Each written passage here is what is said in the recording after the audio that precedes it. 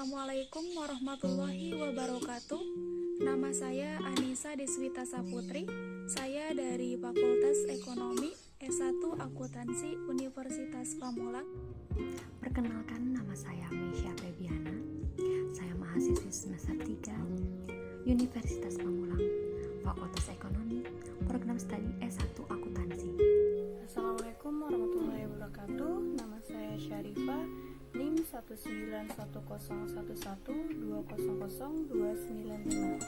Mata kuliah Sistem Informasi Akuntansi, kelas 03 SAC 003. Baik, saya Anissa Deswita Saputri. Di sini saya akan menjelaskan siklus pembelian dan penjualan. Siklus pembelian adalah suatu kegiatan atau transaksi pembelian, baik itu secara tunai maupun kredit dalam suatu organisasi.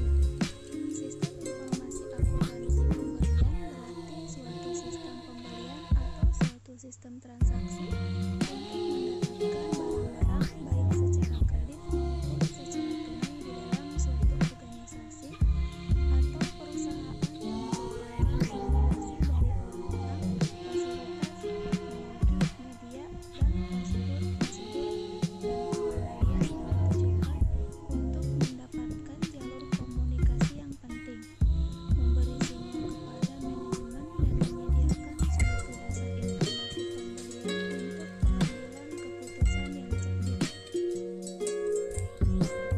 Siklus pembelian terdiri atas 1. Pembelian tunai berdasarkan penawaran supplier. 2. Pembelian tunai berdasarkan inisiatif perusahaan. 3. Pembelian kredit berdasarkan penawaran supplier. Yang terakhir, pembelian kredit berdasarkan inisiatif perusahaan.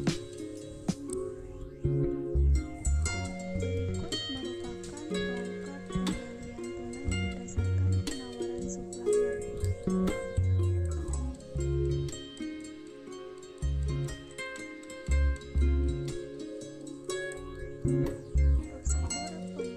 tunai berdasarkan penawaran supplier.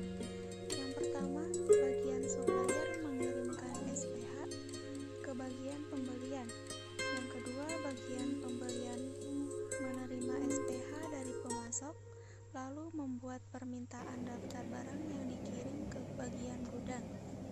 Yang ketiga, bagian gudang menerima permintaan daftar barang, lalu membuat daftar barang yang ada dan dikirimkan ke bagian pembelian. Yang keempat, bagian pembelian menerima daftar barang yang ada, lalu memutuskan apakah akan memesan atau tidak. Jika tidak akan memesan, maka akan berakhir. Tetapi, jika mau memesan, maka bagian pembelian akan membuat surat permintaan pembelian yang dikirim ke pemimpin. Yang kelima, pemimpin setelah menerima SPP dari bagian pembelian, jika menyetujuinya akan meng-ACC SPP yang telah di-ACC akan dikirimkan ke bagian pembelian. Yang keenam, bagian pembelian setelah menerima SPP yang telah di-ACC akan membuat SOP, yaitu surat order pembelian rangkap 4. SOP lembar 1 akan dikirimkan kepada supplier, SOP lembar kedua akan dikirimkan ke bagian gudang, SOP lembar ketiga akan dikirimkan ke bagian keuangan, dan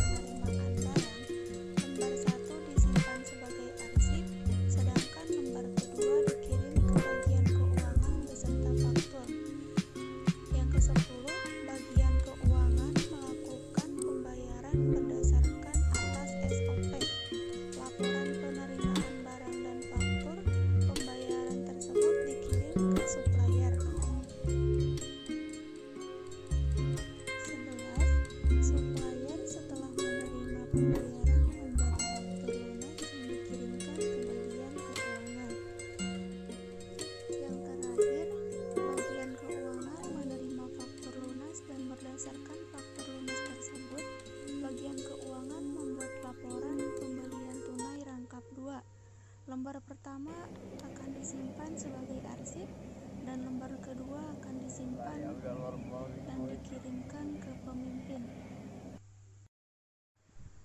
Berikut merupakan flowchart pembelian tunai berdasarkan inisiatif perusahaan.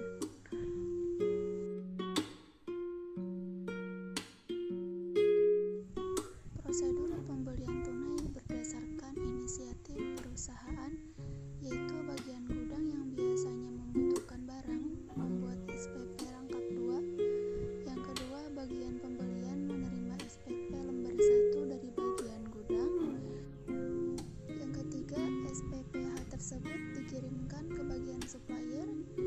Yang keempat, jika pimpinan menyetujui SPP tersebut, maka SPP yang telah disetujui dikirimkan kembali ke bagian pembelian. Jika tidak, maka kembali ke transaksi awal.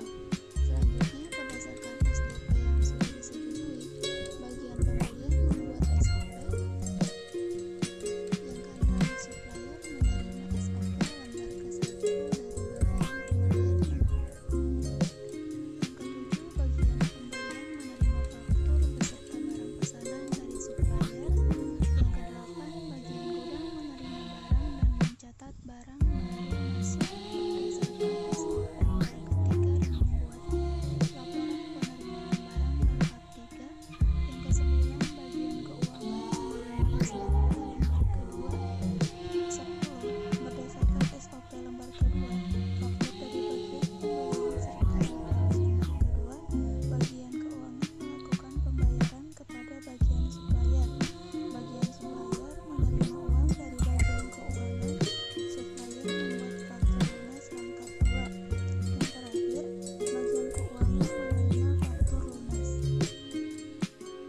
Berikut merupakan flowchart pembelian kredit berdasarkan penawaran supplier. Prosedurnya, yang pertama, bagian supplier mengirimkan SPH ke bagian pembelian. Yang kedua, bagian pembelian menerima SPH dari pemasok, lalu membuat pemetaan daftar barang yang dikirim ke bagian gudang. Yang ketiga, bagian gudang menerima permintaan daftar barang lalu membuat daftar barang yang ada dan dikirimkan ke bagian pembelian. Yang keempat, bagian pembelian menerima daftar barang yang ada lalu memutuskan apakah akan memesan atau tidak. Yang kelima, pemimpin setelah menerima SPP dari bagian pembelian, jika menyetujuinya akan meng-ACC SPP tersebut. Yang keenam, bagian pembelian setelah menerima SPP yang telah di-ACC akan membuat SOP rangkap 4. Yang ketujuh, supplier menerima SOP dari bagian pembelian. Yang kedelapan, bagian pembelian menerima barang dari faktur dari supplier. Yang kesembilan, bagian gudang menerima barang dari bagian pembelian. Yang ke-10, bagian keuangan membuat laporan pembelian kredit rangkap 2 berdasarkan SOP faktur dan laporan penerimaan barang. Berikut merupakan flowchart pembelian kredit berdasarkan inisiatif perusahaan.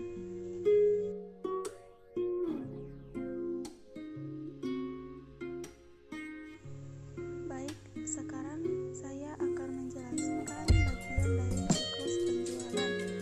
Siklus penjualan adalah urutan kegiatan sejak diterimanya pesanan dari pembelian, pengiriman barang,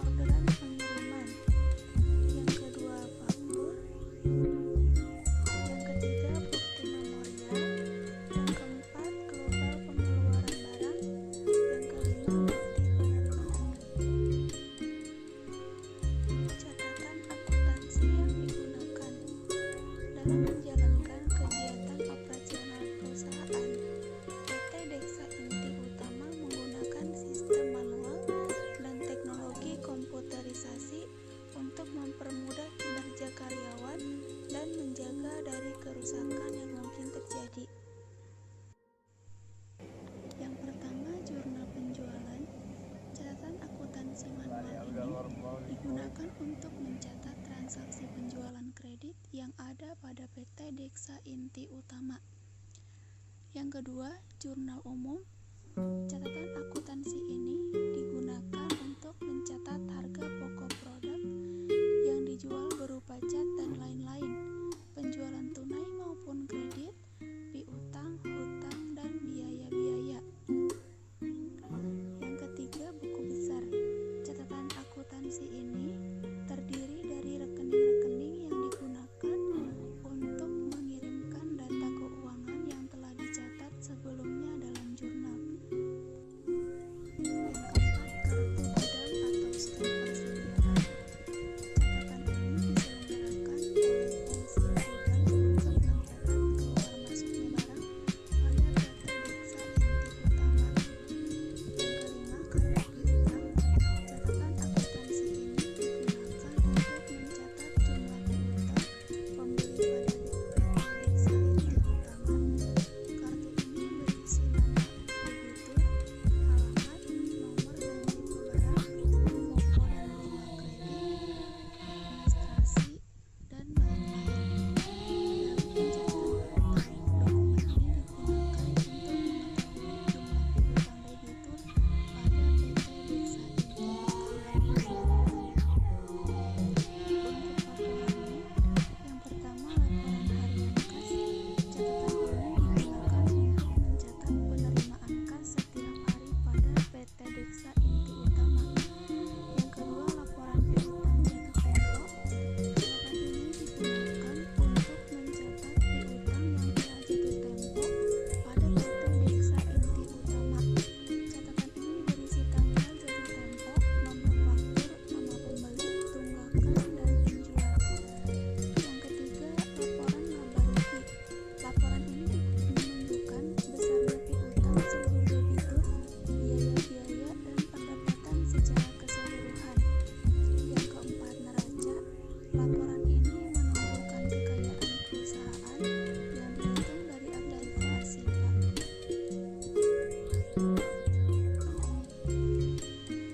Jaringan prosedur yang membentuk sistem penjualan kredit pada PT Deksa Inti Utama adalah sebagai berikut. Yang pertama, prosedur order penjualan. Yang kedua, prosedur gudang. Yang ketiga, prosedur pengiriman. Yang keempat, prosedur pencatatan piutang. Dan yang terakhir yaitu prosedur Baik, untuk selanjutnya saya Meisha. Saya akan menjelaskan tentang flowchart siklus pendapatan dan pengeluaran kas. Siklus pendapatan adalah rangkaian aktivitas bisnis dan kegiatan pemrosesan informasi terkait yang terus berulang dengan menyediakan barang dan jasa ke para pelanggan dan menagih kas sebagai pembayaran dari penjualan-penjualan tersebut. Penerimaan atau pendapatan kas perusahaan berasal dari dua sumber utama, yaitu kas dari penjualan tunai dan kas dari piutang usaha. Lalu ada tiga fungsi dasar sistem informasi akuntansi dalam siklus pendapatan. Pertama, mendapatkan dan memproses data mengenai berbagai aktivitas bisnis. Kedua, menyimpan dan mengatur data untuk mendukung pengambilan keputusan. Dan yang ketiga, ada memberikan pengawasan untuk memastikan keandalan data serta menjaga sumber daya organisasi. Berikutnya ada flowchart dari pendapatan dan penjualan. Lalu ada prosedur penjualan mainan, yaitu ada list pelanggan. Pelanggan yang merasa cocok dengan produk yang sudah dipilih itu akan melakukan pembayaran secara tunai ke kasir. Lalu bagian kasir akan menerima pembayaran tunai kas dari pelanggan.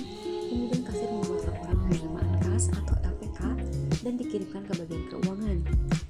Lalu di bagian keuangan membuat laporan penjualan tunai atau LPT rangkap 2. Lembar 1 akan dikirimkan ke pimpinan dan lembar 2 akan disimpan sebagai arsip. Lalu ada siklus pengeluaran itu adalah rangkaian kegiatan bisnis dan operasional pemrosesan data terkait yang berhubungan dengan pembelian serta pembayaran barang dan jasa. Tujuan utama dalam siklus pengeluaran ini itu untuk meminimalkan biaya total, memperoleh dan memelihara persediaan, perlengkapan, dan berbagai layanan yang dibutuhkan organisasi untuk berfungsi. Pihak manajemen diharapkan mampu mengawasi dan mengevaluasi efisiensi serta efektivitas proses siklus pengeluaran yang membutuhkan kemudahan akses ke data terinci mengenai sumber daya yang digunakan dalam siklus pengeluaran, kegiatan yang mempengaruhi sumber daya tersebut, serta para pelaku yang terlibat dalam kegiatan tersebut.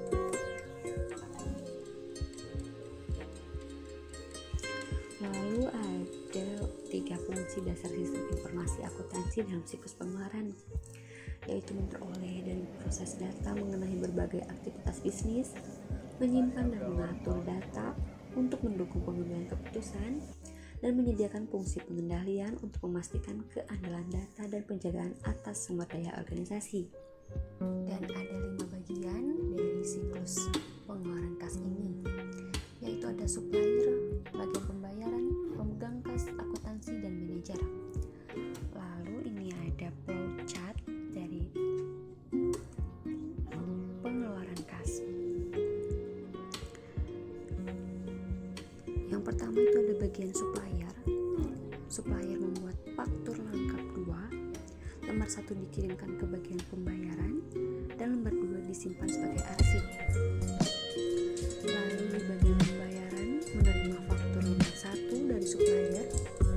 Berdasarkan faktur tersebut, bagian pembayaran membuat surat permintaan pengeluaran kas atau SPPK lengkap 2. Lembar 1 akan dikirimkan ke manajer dan lembar 2 disimpan sebagai arsip. Lalu manajer akan menerima SPPK lembar 1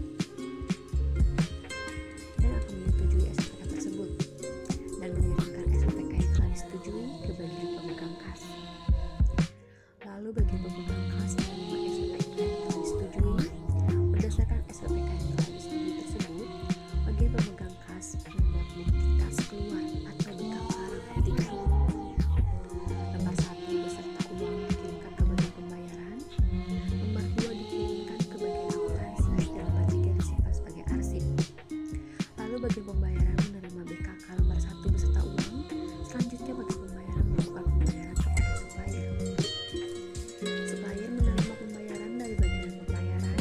Berdasarkan pembayaran tersebut, supplier membuat surat pelunasan pembayaran atau SPP lengkap 2. Lembar 1 dikirimkan ke bagian pembayaran dan lembar 2 disimpan sebagai arsip. Bagian pembayaran menerima SPP lembar 1, kemudian membuat laporan pembayaran atau LP lengkap 2. Lembar 1 dikirimkan ke bagian akuntansi dan lembar 2 disimpan sebagai arsip. Lalu berdasarkan BKK lembar 2 dari bagian pemegang kas dan LP lembar 1 dari bagian pembayaran, bagian akuntansi membuat laporan pengeluaran kas atau LPK lengkap 2. Lembar 1 dikirimkan ke manajer dan lembar 2 disimpan sebagai arsip. Nama saya Syarifah. Di sini saya akan menjelaskan tentang flowchart siklus penggajian dan produksi.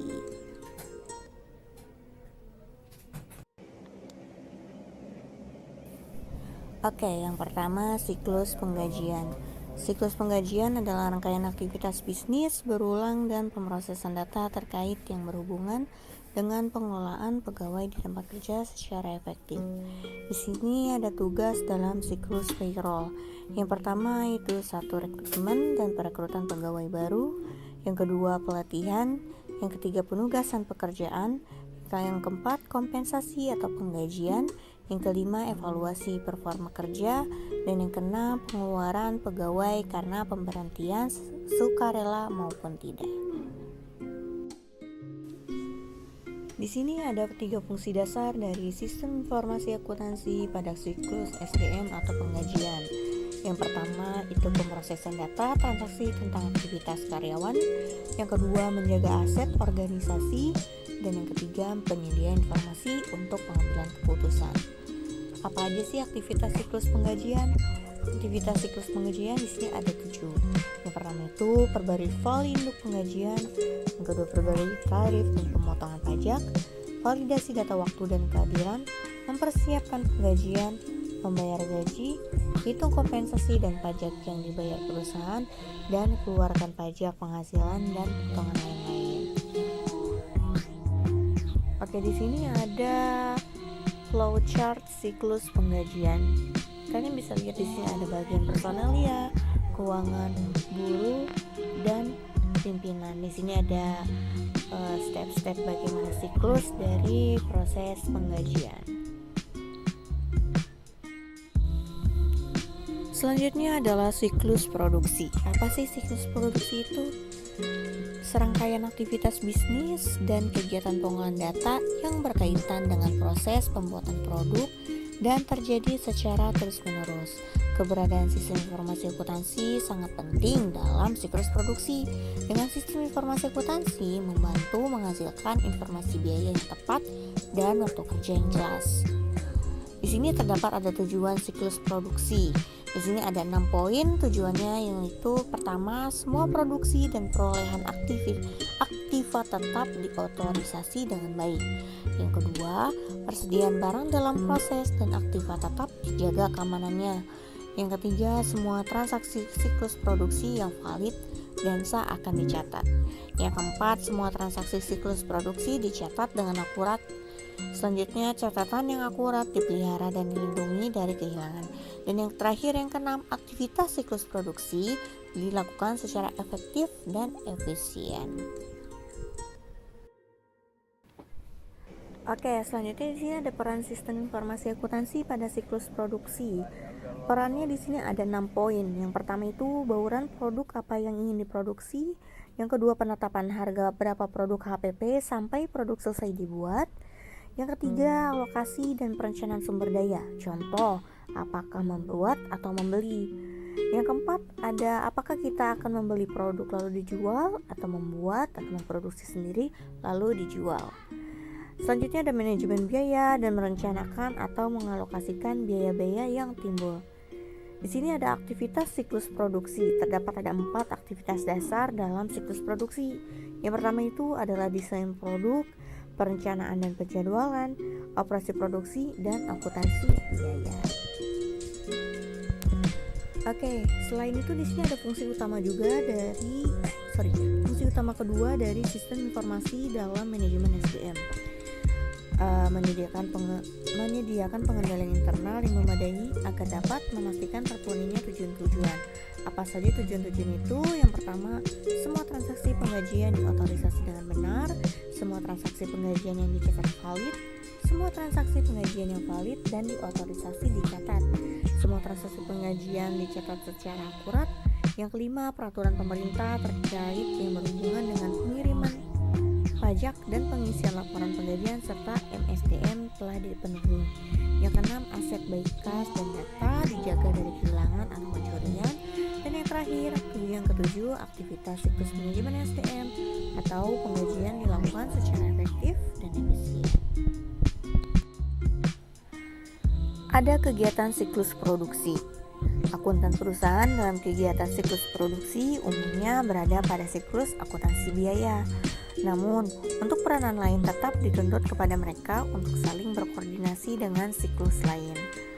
Di sini ada arus informasi yang masuk ke siklus produksi dari siklus lain, yaitu siklus pendapatan menyediakan informasi mengenai order customer dan perkiraan penjualan untuk digunakan dalam perencanaan, produksi, dan persediaan. Yang kedua, siklus pengeluaran menyediakan informasi untuk memperoleh bahan mentah dan mengontrol pengeluaran lain yang termasuk overhead pabrik. Untuk yang siklus ini, pendapatan dan siklus pengeluaran, sebelumnya sudah dijelaskan oleh Anissa tentang siklus pendapatan dan siklus pengeluaran. Oke, di sini selanjutnya ada flowchart siklus produksi.